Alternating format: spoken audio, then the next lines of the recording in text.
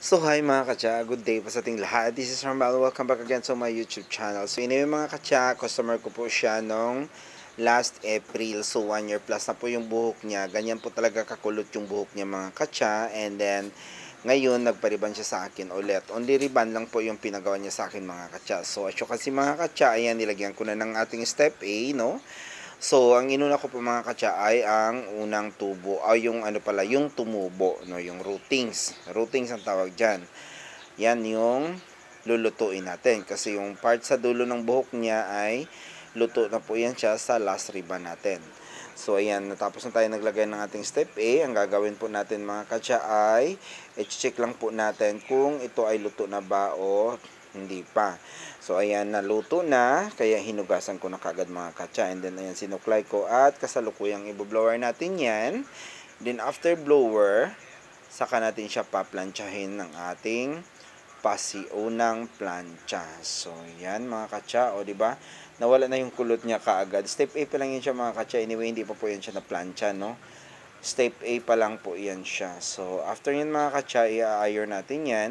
And then, ayan, lagyan agad natin ng ating step B, no? Or step 2 ng ating hair rebonding product mga katsa.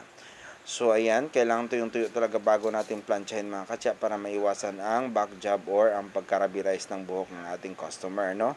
Yan ang aking palaging pinapaalala. Kailangan tuyong-tuyo bago natin planchahin mga katsa. So, ayan mga katsa, nag-start na tayo nagplancha. Sa gilid tayo nag-start kasi sobrang kapal po ng buhok ni client, no? So, ganyan po ang ating trabaho. So, ayan na po mga katsa. As you can see, sobrang flat na po siya pero kailangan pa rin natin i-proceed ang ating step P mga katsa para sa ikagaganda ng buhok ng ating customer mga katsa. So, ayan mga katsa, diba? O, mula puno hanggang dulo na po ang paglagay natin ng gamot. Hindi na po yan siya routings mga katsa. So, ayan, nahugasan after a few minutes mga katsa, hinugasan na natin ang step B ng ating trabaho mga katsa. And then, ayan, kailangan suklayin at i-blower pa rin natin. At the same time, pariho pa rin ang ating pagkaproseso.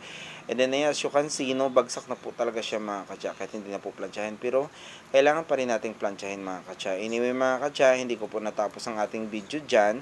Kasi nga po, inabutan tayo ng brown out at naputol ang ating ilaw mga katsa. Wala tayong ilaw kaya madilim na. Kaya hindi ko na tinapos ang ating video. Pasensya na po talaga kayo. Pero yan po ang ating last part ng ating hair rebonding product. Thank you so much.